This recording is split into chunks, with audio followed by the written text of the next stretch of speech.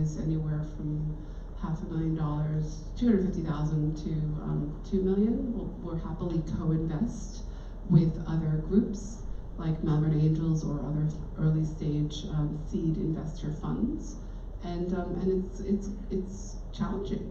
So what motivates me is to help make sure that you're getting access to as many ideas and pathways to the capital that you deserve, so you can get on with your business rather than looking to get capital. Okay, so next to me I have Paul Barron. So he's a startup advisor and angel investor. He's with DP Barron, his own company. So if you can just let us know a little bit about how you work as an angel investor. Okay, so Melbourne Angels is about 80 of us. We typically invest between 1 and 500k for between 10 and 25% of equity. We often we have quite a collegiate relationship with other angel groups. We have quite a well-established and rigorous process in getting funding. Typically, we have we've got screening teams, deal teams, investment teams, and all those sort of things. Personally, I've made around 6 investments. Two of my first 3 were with had female founders. It's sort of now, unfortunately, a little more blokes, but generally, we tried to, go through processes which are fair, and we work closely with founders in a transparent kind of way. I suppose a few other things. Most of us go on the journey not necessarily to make money, because it's a really lousy way to make money. It's a really long journey, and so when we look at opportunities, this is the way I see it anyway, and most people are pretty similar. Of course, the first thing you see is the idea of the product, and many of the things that were mentioned. Is there a customer demand? Am I excited by the product? Does the product make the world a better place in some way? And is there evidence for that? So we often invest pre-revenue. So typically there is a minimum viable product, but often people are pre-revenue. That's a pretty challenging space. A lot of my investments are just going to market now, and are people going to buy the product? It's pretty nerve-wracking and a nerve-wracking time. The second thing, okay, so we look at the product, we look long and hard at the people. And as Katrina was speaking about her experience this morning going into that agreement with their other founders, we usually provide, for instance, a term sheet and a shareholder agreement and other things, some sort of environment around which the structure of the company is formed. But when we look at people, we like to see a person that's well supported if they're an individual founder. I personally prefer to see a team around them and advisors around them. And so we look at people, and guess what? A lot like marriage. You go on a journey with these people. As an angel investor, you vaguely hope to get an exit. The only time you get money, by the way, is when there's an exit. And you can't dream of getting exits 3 to 5 years. The reality is, it's like 5 to 10 years or longer. One of our more successful investments was a company called GreenSync. They took money of us in 2011 at a valuation of about a couple of mil. It's now 2019, so GreenSync, by the way, is software that balance energy across a grid from renewable and non-renewable sources. They've recently raised 20 million on a valuation which I imagine is north of 100. So they're doing really well. Guess what? No exit, but still great journey to be on. So so this is the kind of thing.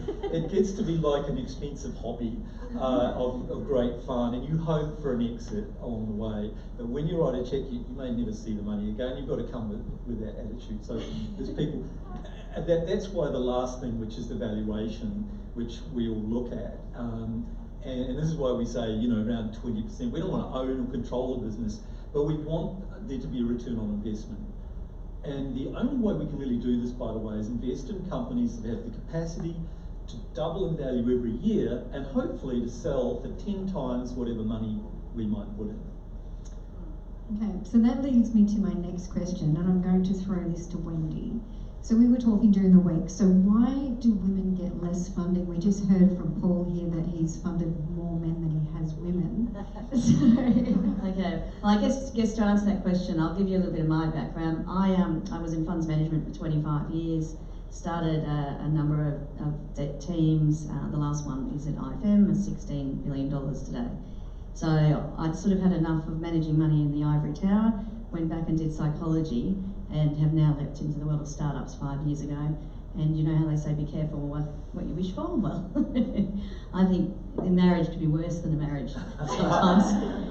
You really do need that psychology when you're working with founders. I mean, it's a very isolating job at times and very difficult. So what Paul was saying, with Watermill Capital, what we do is we try and be that team around you that you need support. So if you need a link into a government, or you need a link into a peak body, or you actually just want to talk about your idea and how well it would do in health.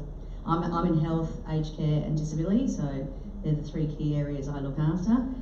So we try and sort of give you a good sounding board, but we also try and give you a little bit of a reality check. As Paul was saying, like to get to an exit, if you are, for example, in aged care and your technology, it takes over 10 years because you've got to think about the management in that industry. They've all come through the care trajectory, which is what you want because you want them to be very kind, caring people. However, when you present a technology to them, it's kind of like, well, I've always done it this way, why would I change? Now, the Royal Commission's having some great impact there. We're running living labs now, experience centres, and that's also part of what I do. I'm trying to encourage that link between the technology and the people that need to use it and show them it's not terrifying and it actually can be of great benefit, but it's not that easy. So with women presenting, and going back to my psychology, I was really interested because, I mean, I've been in, as we had that previous session with boards, I've been in rooms where you have a conversation and being a female, you can be completely ignored. It's a terrible thing. So I was like, right, I'm going to find out why this is happening. So there's been quite a lot of research coming out, in particular at Harvard Business School, on how people perceive women presenters vis-a-vis a man. And it literally can be just a change in the name when they present like a founder. Heidi and Harry, I think, was one of their studies. That was the only thing they changed. And yet you should have heard how that man was going to be so successful and brilliant.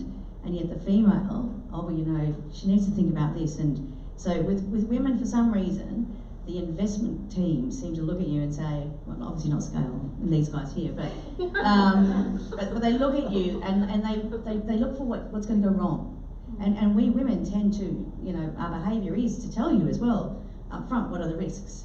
And so it's a bit like that job interview process. You know, women will only apply for a job if they've got 11 out of the 10 attributes, and men will apply if they've got 3. Now, this is not a bad thing. This is the reality of where we are today. And it is evolving, but I still think we're a generation at least away from it truly evolving. So I try and work, particularly with our female founders, to say, look, you just need to go in, a bit like, I don't know if you all saw 60 Minutes, and the lady what's her name from Canada? Melissa? Yeah. Melody Perkins, yeah. She was saying she was in one thing and she was trying to emulate his behaviour so he'd like her more. You know, it's those little things, you know, and then trying to turn pages is really difficult, but it's true, it's psychology, and I think at the end of the day, when you are going into capital raise as a female, you A, have to be aware that there's this hurdle, but B, turn it into a bit of a sort of a game and say, right, how am I going to beat it, you know? Not by being aggressive and like a man. I certainly would never advocate for that because it doesn't work, and you end up with a terrible reputation. But if you can be the female and be sort of engaging, and what I find really works, and I don't know if you find this, is if you've got the real human story. So like one of my founders, her nephew's in a wheelchair. So she talks about, well, how can this be? Like, you know, I was the chief, you know, manager at Yahoo, and my poor nephew's got no help in this wheelchair, so she's come back all the way to Australia, living with her mum again, to develop this technology to make sure he doesn't get pressure sores and alleviates a lot of pain for him. So, yeah, so I think the answer is, sorry Lisa, waffling on, is yes, there is obviously a hurdle that's higher for women than men, but it's not insurmountable, and there's a lot of change coming. And even today on the business magazine in the US was showing a huge change in trend towards funding female businesses. So if you've got, you know, you're a great female, you've got impact, believe in yourself, and you just know the journey's a bit harder, but you just got to try a bit harder at this point. Sadly, it's the truth. And at the end of our panel, we have Claire Brown. She's from Birchall, and she's another angel investor. Oh. No? No, she's sort of. Sort of? So crowdfunding. Oh, that's So- right, so- yes. Yeah, no, that's okay. Does everyone in the room is familiar with crowdfunding?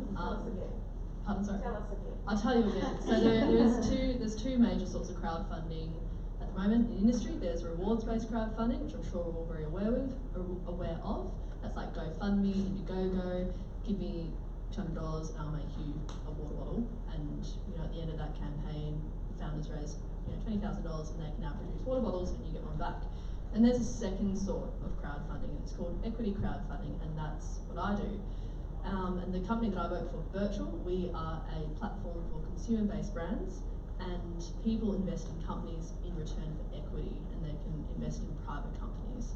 So with this crowdfunding, and to your very, very first question in terms of what a lot of people get wrong when they come to us to raise money through our platform, unlike an angel syndicate or other investment sort of bodies, we don't have investors sort of sitting with us in our company that we then sort of throw in front of your deal. Being a consumer-facing brand, if you have customers, supporters of your brands, people who are already buying your product, these are people who are most likely to invest in your brand because they love your brand, they love what you stand for, and they really believe in your idea. For a bit of a case study to show you how this works, I'm not sure if everyone in the room is familiar with. Tell me if I'm talking too fast. Yeah. I talk too fast. Sheba Rideshare. So it is an all-female rideshare service. So the driver's are female, the riders are female. And George Monroe, who started Sheba, she remortgaged her house, started from her kitchen table, and that's how she sort of got it started. And she really needed funds to grow. So George ran around to every angel, every VC in town, and when she came to us, she said that no one would invest in her company. And that's not because angels and VCs are bastards. We actually really liked her. So just to be clear, and I'm mentioning that because it's a great case study on how we can work together and help you get access to capital. Totally, and it's not, as I said, it's not because angels and VCs, are awful, horrible people at all. It's just because, at that point in time, her business was not sort of an issue that they were really focusing on. But what George did have was 100,000 women who were using her platform, who all believed in Sheba and all wanted to see Sheba grow. So using a platform like Birchall through equity crowdfunding, those 100,000 women were actually the target pool for the investors. And in the end, Sheba raised $3 million through 2,100 investors, and they're all her customers and supporters of the brand. So when you want to come to something like crowdfunding, whether it be rewards-based crowdfunding, that one where it's a bit more sort of straightforward, or equity-based crowdfunding, the biggest thing I think you need to have is a good base of supporters and customers that will come with you on that journey if you want to see your company grow. So with Sheba as well, so I know that whole process very well through a friend of mine that did all the PR on there. So they actually went to a lot of PR companies first. They got media through Sunrise, through Today Show. It's a really good service just due to the fact that women that are single mothers can put their kids in a car, they can go to school, they can know that they're going to be safe, that there's not some sort of predator in that car. All the women are, police checked and above board.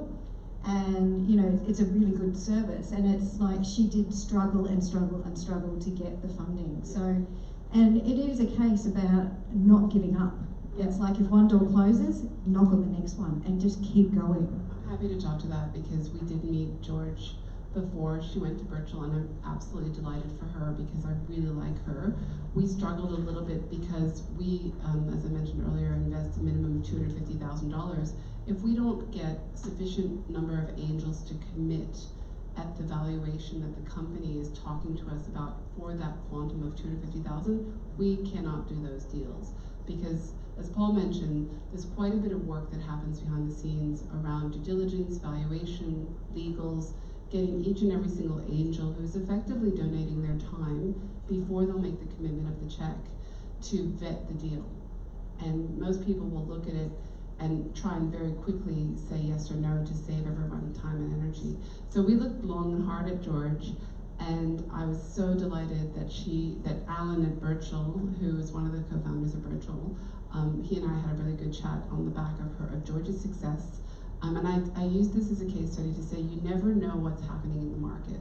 So if you come and talk to us at scale, two things. One is never feel like you're not ready, because one of the things that we're very passionate about at scale is that if we have feedback or if we want to put you in front of the investors, we will tell you very quickly. We want to help you get from where you are now to get access to your capital. My whole background is capital markets in investment banking. I know how long and hard it is to get money, and I don't want anyone, and particularly any woman in business, to have to spend time trying to second guess what investors in the financial services market is doing. Look at the Royal Commission, it's a mess. Yep. So we're here to help, and we're happy to guide you very quickly to where you want to get to. If it's not for us, we will refer, and we've just started a collaboration with Birchall to take businesses that have great customer brands, and we've just referred 2 businesses to the platform, where we've got existing investors who love it. We might not get to the $250,000 threshold that we need to do the deal by ourselves or to lead the deal, but we might be the foundation investors on a Birchall style platform, and then the rest of the market can come along and participate as well. So never hesitate to reach out and just ask some good questions, even if you're not sure, because we're all here because we're very passionate about helping you get access to that funding. I just wanted to add just a couple of real stories about what can go wrong in the very early days as well. We had one founder come to us from Geelong. He had an amazing idea. To buy his partner out, he quickly tried to source some money. In the end, a friend of him referred him to a friend in Singapore, and he ended up losing 40% equity in his company, and he's pretty much now lost control. So to what Ariana was saying, it's really good just to go around and speak to quite a few people. You will learn a lot on the way as well. You'll get a lot of good feedback. We had another founder who we're trying to help at the moment, and I'm not sure we'll be able to, but she even had signed a term sheet with a VC fund. They didn't actually have any investors behind them. So, and the stories are all coming out now. So you have to do your DD on people that promise you, because if it sounds too good to be true, I can guarantee you it is too good to be true, because it's not easy, but I mean, all of us here are always happy to, give you a quick tick or cross. Okay, so how do you actually get someone to believe in your idea? So I'm sure everyone out here is like thinking, I've got the best idea, it's unique, it's a zebra or a unicorn. It's one of the articles Wendy sent me. And how I'm walking into your office, I've got this brilliant idea. How do I get you to believe in it? Well, from my perspective, founders that are real, they have a real story behind them, like the one I was talking about with her nephew. Another one found his grandfather on the floor and developed some hardware and some monitoring around that. And the other investors that are in there with me on that one, they've had similar experiences. So you'll find you can speak to a room of sort of 20 people, but you will connect with some people, and they will have had that same experience. I mean, would you like to add to that? Very briefly, look, evidence. I know that sounds like a radical thought, but if you've got some paying customers, that helps amazingly. Though often it's too early, so you might have customers that aren't paying and are providing feedback. Probably one of the most, there's a very annoying member of Melbourne Angels who's always asking about the customer and where they sit with the product and will they love it enough to pay for it, and what evidence is there of that? What customer need are you trying to fill? Who's the customer? He's always asking. So I think that's that evidence-based. I mean, I don't know, I feel often certainly where the investments I've made that are finding it hard, that is the hard part. They might have built a great product, but they're really not yet selling it enough, or because guess what, sales fixes all problems. Do you say that a lot? I say that all the time. I've never said that, but I agree with the sentiment, which is I think the evidence, and we have met a phenomenal number of amazing people, some of whom are such good salespeople, and just purely on their charisma and their storytelling capability, you're like, they have to get in front of investors. But inevitably, you will get to that point where there's a sufficiently technical person in your industry who will ask a very hard-nosed question, and that's appropriate. So often it's me, because I've been investing my whole career, and I kind of know the sniff test, if you know what I mean. But again, I'm very passionate about supporting female founders because I know how hard it is. So if it's financial services, come see me. If it's anything to do with technology, happily coming through to scale, because we've got lots of people, men and women, as investors through scale who work in Microsoft, have started their own businesses, have had their own exits. We've done ag tech, health tech, med tech, we've done prop tech, we've done insurance tech. We've got a number of actuaries in our network. We've just done 2 insurance tech deals because we've got 4 actuaries. And those founders came to us, and I took it straight to the actuaries, and I said, this is an insurance tech business, what do you think? And the first 3 said, nah, nah, nah, and then the 4th one, they said, this is amazing, this is exactly what the industry needs, let's go. And we did. And having that network effect where you can actually go around to your community, and it's probably like your experience, there's always going to be the annoying person in the room, and we have that.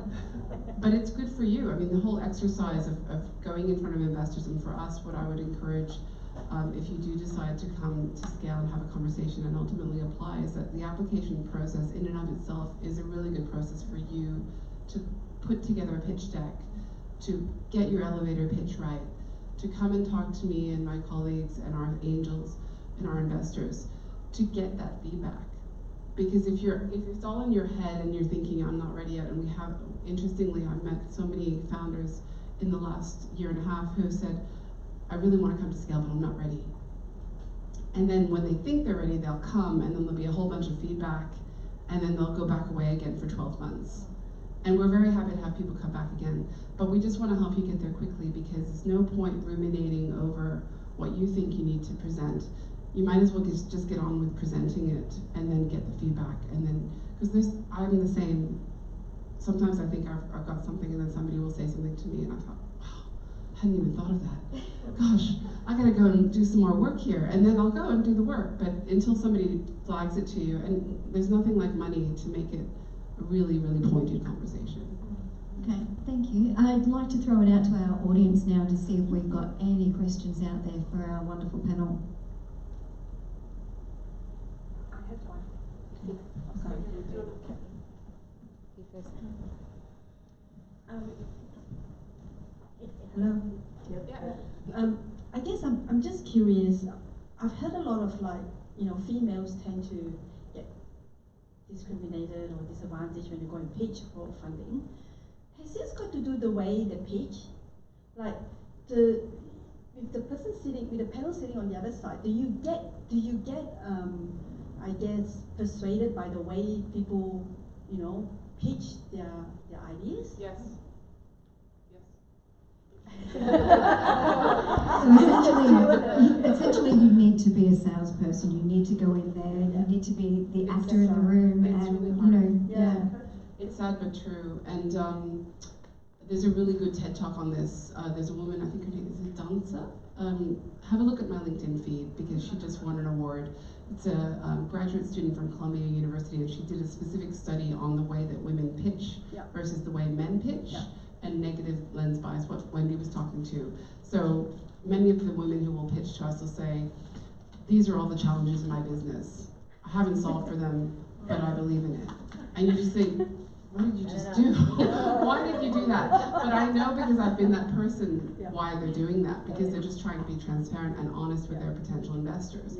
Whereas generally speaking, the men will be very optimistic and very sales focused. You'll look at the metrics and it will all be an amazing market size, it will be amazing growth, and it will be amazing return on investment. And then you have to kick the tires. So either way, the investor's going to get under the hood.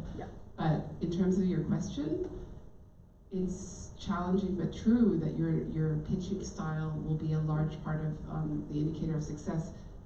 That unfortunately is a large part of how particularly angel investors engage. But the good thing is, on a crowdfunding platform, you don't have to deal with the pitching. It's with the pitching on the crowdfunding platforms, to add to the comments on angel investment, crowdfunding is just as hard as getting private investment or angel investment because the public is a wild beast, as I'm sure we're all aware. And flat out, I'm the easiest person to get your pitch passed, but it's actually not me that you need to get your pitch to, it's to the crowd. So if you talk to us and I provide feedback on your pitch or I provide feedback on your business, in terms of how women or just men in general promote their pitch to us, I think the ability to take feedback well is really critical because for us, we've had a few companies that have come through that we've thought, oh, you know, they're not quite perfect, but they're almost there. And we sort of gently say that. And some companies have come back to us with the most brilliant response and we've been like, actually, you know, we will reassess and we think you are probably ready to take a leap of faith onto our platform and we'll go through the first process and see how you go with your crowd. But I get some founders come back to me with the most vile responses and It's not helpful. it's not helpful, especially It's if about you're... look for you and it's really, yeah. And we all talk. That's the problem as well. Yeah. So, And that's the if you thing. do it with one person, Yeah, it's kind of it's like, a oh gosh. treat people how you want to be treated. Yeah. So if you go in there and you're disrespectful, expect the same back. Yeah. And that's the thing, I mean, you're working with, like, from my personal, at Virtual, our campaign process is 10 to 12 weeks. So that first interaction is so important because if you come back and you're quite vile, I'm like, God, I don't want to work with you for 10 to 12 weeks, Yeah. and I pass you over for another deal. Yeah. So it's, I think when it comes to pitching, it's not only the pitch, it's the how you receive to whatever comes back. It's really critical. Before I hand over to Kathy, is there anyone else want to respond to that? Yeah. I'd just like to, Pass the mic. even though I've only made, well, it's really like 2.5 my 6 of female founders, there's actually been, well, there's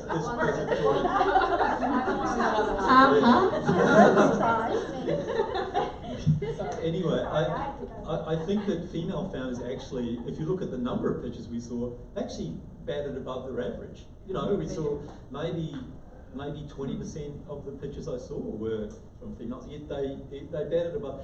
And I think to somebody's point here, when you're an angel investor, there's a little box that says, are they coachable? And the classical archetypal alpha male is not attractive to most angel. Can I say that in my experience anyway? Most of us actually, we're going on a journey with this person. Sure, we want them to be passionate, but we don't want to fund assholes. I don't know, is that clear?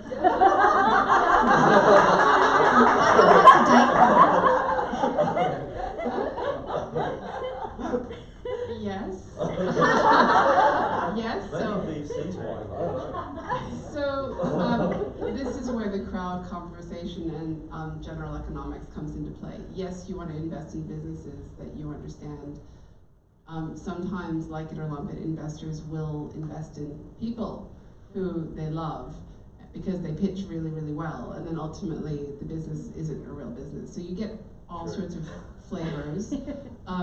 But it's absolutely true, and one of our clear metrics at scale is this person coachable? So we have a whole list of criteria, and coachability is the one I constantly remind our investors, because they might tick 9 out of the 10, but if the 10th one, coachability, is not there. And we've equally had that experience where we might provide a female founder with feedback.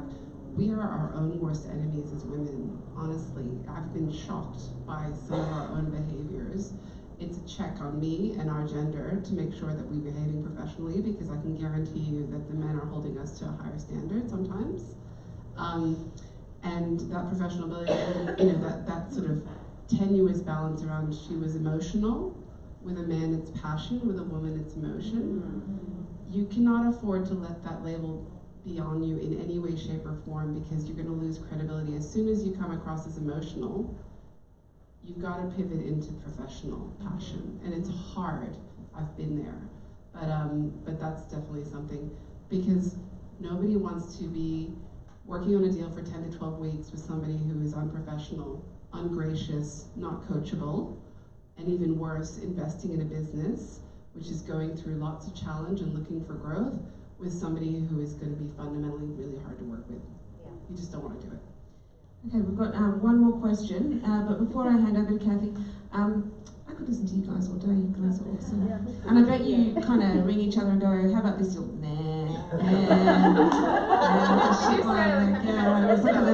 it's like a little telegram, you know, between you guys. We used to do that after lunches. Yeah, someone would present us, we get the lift, is it up, down? Right. That was it, the Melbourne market done. Yeah, these are the people you want the up from.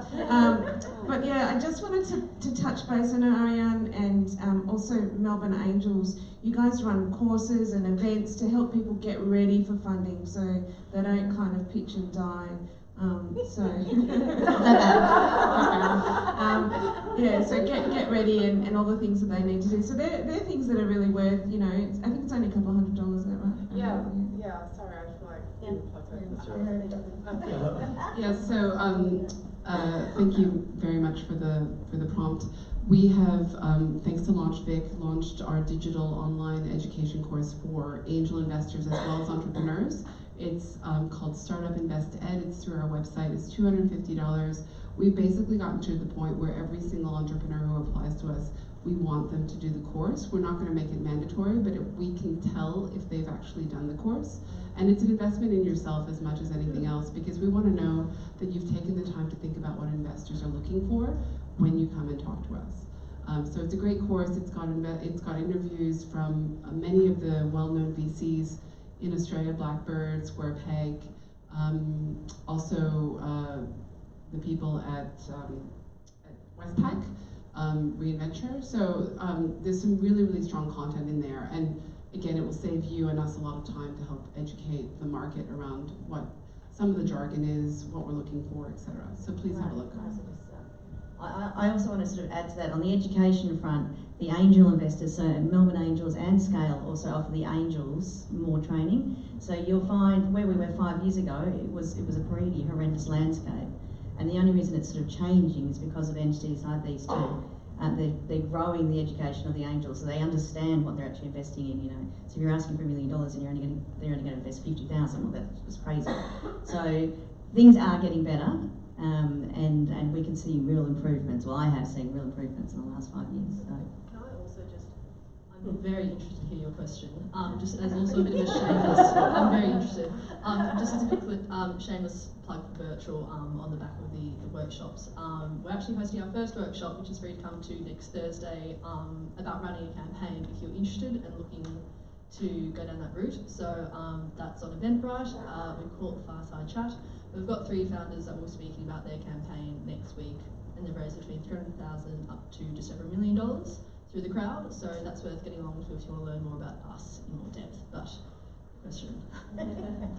I'm a female founder. I'm eminently coachable. I'm not an asshole. But I also don't run a business. I run a charity which is 100% volunteer run and led. Is there room for such a person approaching any of you? So you probably would fit under the banner of what we call impact investing. And my charity is called Impact, yes. Oh, perfect. There's a number of VC funds out there that do impact in particular. I mean, you guys might be interested, but I think more so, there's a lot of family foundations around like Tuala, Elliston, Capital. There's a lot of the family-backed ones have a foundation component which is looking for impact investing. And just in the last year, the theme has been really moving to sort of that health, wellness, giving back. How are we doing it? You know, with also the lens of it has to be a commercial reality at the other end, but probably with a bit of kinder parameters. You know. So it is something that I've done a lot of work in. I separate to Scale, I do lots of not-for-profit work, and my daughter has 2 disabilities, and my sister has a disability. My sister has MS, my daughter has hearing loss and MS. So I've been through the journey, and I'm very, very passionate about charitable work. The reality for Scale investors and angel investing in particular is that we're looking for a 5 to 10 times return on our investment. Therefore, it needs to be a commercial enterprise such that we can get that return. Yep. I agree on Wendy's point. There are a number of venture funds that are set up particularly around impact, and I've done quite a bit of work in impact in my professional life working at JB Weir, because when I arrived in Australia 10 years ago, ESG was anathema. And I'd done a lot of ESG work in Asia when I worked at Goldman Sachs overseas, and I was surprised that this market was so far behind. So the good news is that we're doing lots of work. The challenge is that unless you can show how you're going to deliver revenue, you're unlikely to get an angel investment from our type of group because our angels are looking for that return. That said, they might have an opportunity to meet you and give you in-kind support in other ways. I hope that helps.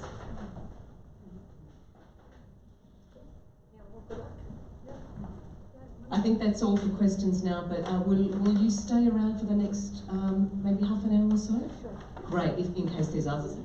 So thank you so much. Lisa Edwards, Satoshi Sisters, thank you. Paul Barron from Melbourne Angels, thank you so much. Ariane Baker from Scale Investors, thank you very much.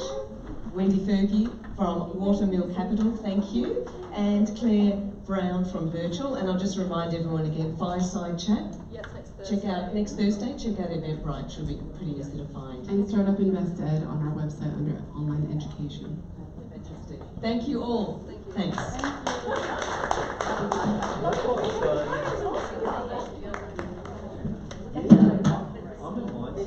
We'll just have a little shuffle around and then we'll have our last speaker. Just 10 minutes, guys. We've got You can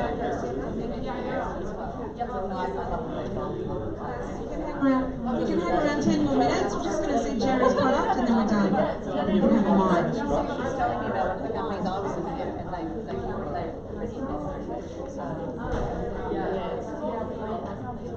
Guys? Sorry. Sorry, did you ask me? Okay. I'll take it. I'll go back and do it.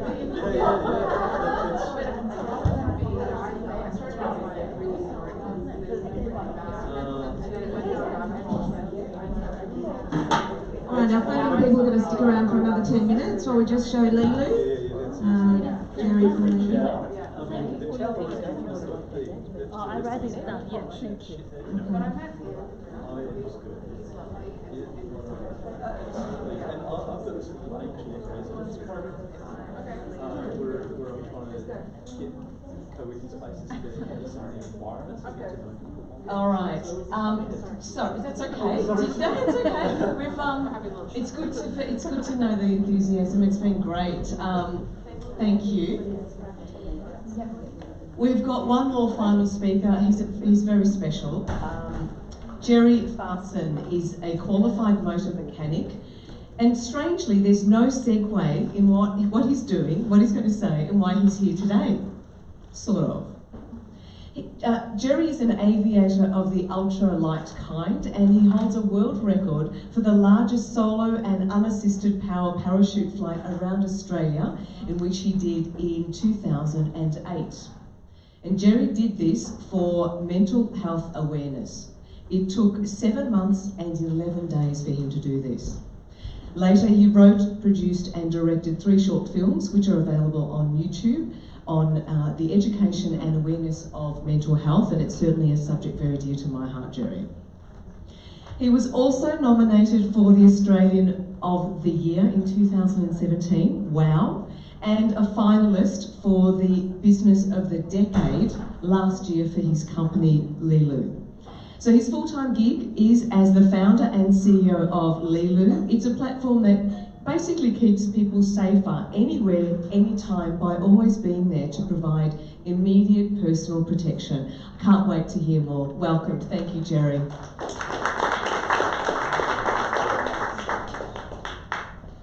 Thank you. I've been waiting all day for this. I've been enjoying the food out the back there. I've got 2 servings. Someone said I might put myself out of shape, but I said scientifically round is a shape, so I'm in shape. Been practicing that all day. I hope it came out okay. Did it come out okay? Yeah. Thank you very much. I am honoured to be here. This is the second DIF that I've been at, and to speak with you guys. I just want to say all the problems you guys have heard about and have shared, it's the same for guys as well. We get shit on like no idea, but it's harder on us because we're supposed to be able to take it. And it's actually not fair, but I have my days where I cry and my mate sits there and laughs at me and says, it's okay mate, enjoy the process, this will end one day. So it's not easy for everyone, regardless, but I think, you know, women do a better job at maintaining their emotions. Guys tend to fall apart underneath the bottle, but it's not, it's hard work. So anyway, I'll try and touch on some of the things that were said today. Unfortunately, my team is made up of 90% men, and we do advertise, and the guys say, can we get some girls in the office? So this was a dinner we had on Tuesday night. I'm still recovering from an all-you-can-eat barbecue, Korean all-you-can-eat barbecue, which was quite good. I took out all the team and their partners and kids, and we had dinner because we worked really hard this last 4 years. It's about women's innovation, but the reason why I'm here because what the product does helps towards, you know, making it safer for women. So our vision is to become the intelligence that makes the world a safer place, and we have a huge ecosystem around that, and I won't be able to share all of it with you. I'll be able to share some of it with you. And over the next couple of weeks, we'll be releasing some more on social media, so feel free to follow us and share and make sure, hopefully you'll download the app today. If not, I'll be surprised because it's free. Now our brand promise is essentially keeping people safer anywhere, anytime, by always being there to provide immediate personal protection. So some of the freedoms that we used to live as a Tuesday are restored because we can't, I don't like to say the word we can't, but it's difficult for us to live the way we used to live. You know, I used to ride my bike out till midnight sometimes, used to cop a hiding, but it was safer to do it back then, but now you can't. You can't let your kids walk down the street, literally. The core product of what Lilo actually does, just to give you an idea of how it does what it does, users add friends to join their network, invite up to 5 of those friends to become guardians. Now you don't necessarily need to use the app if you feel vulnerable.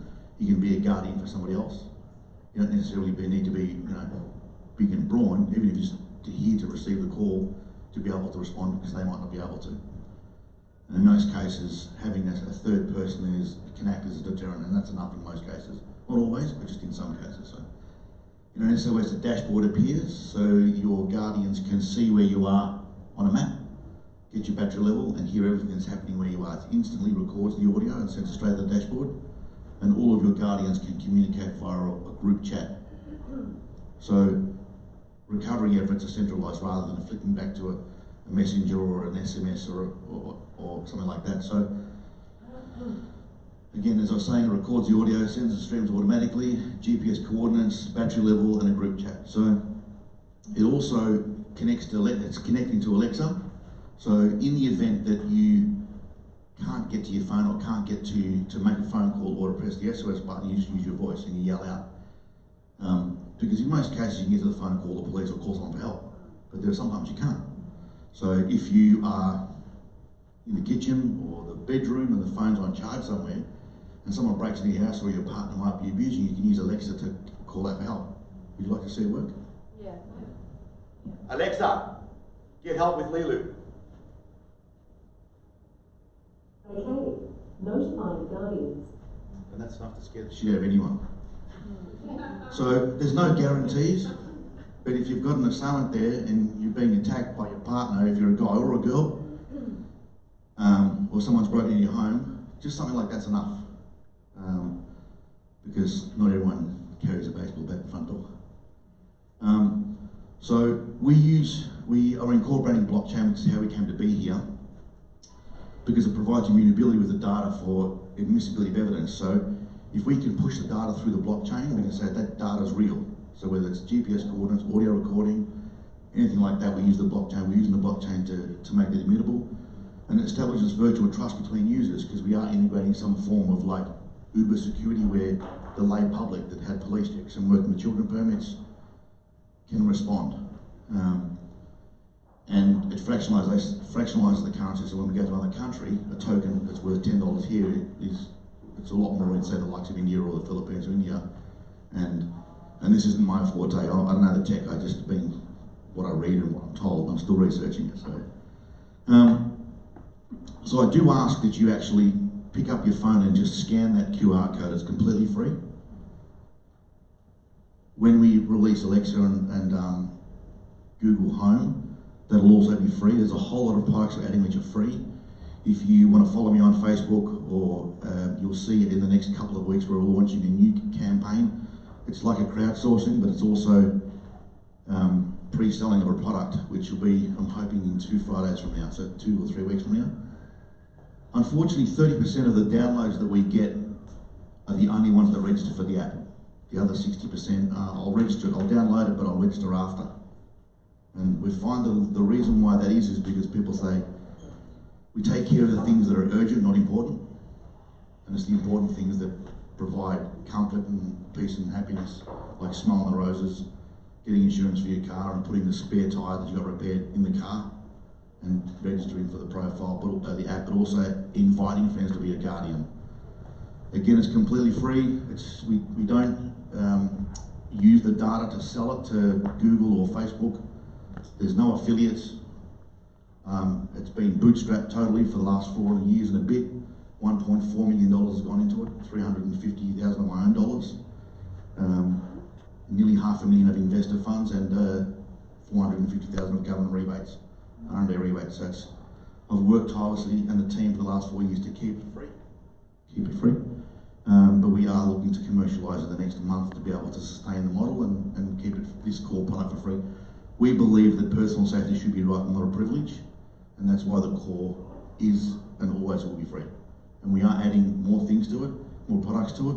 And if you follow, just look up Meet Lilu on social media, LinkedIn, Facebook, the actual website, you'll see more and more of it coming out. Again, it's not to replace emergency services, also it's a really good alternative. There are lots of personal safety apps in the marketplace, lots of them, but they focus on a specific niche. So that's Lilu, it's what I do, it's my main gig, and enjoy caramel slices at the back.